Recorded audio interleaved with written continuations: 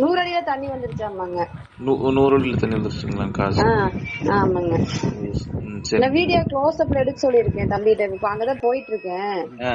சரி சரி சரிங்க. எடுத்துட்டு அனுப்பி விடுறேங்க. சரிங்கக்கா சரிங்கக்கா. ஓகேங்கக்கா. ரொம்ப சந்தோஷம். தேங்க்யூ தேங்க்யூக்கா தேங்க்யூ. இதே மாதிரி ஒரு மாசத்துக்கு 100 போருக்கு மேல போடணும் நீங்க. வாழ்த்துக்கள்.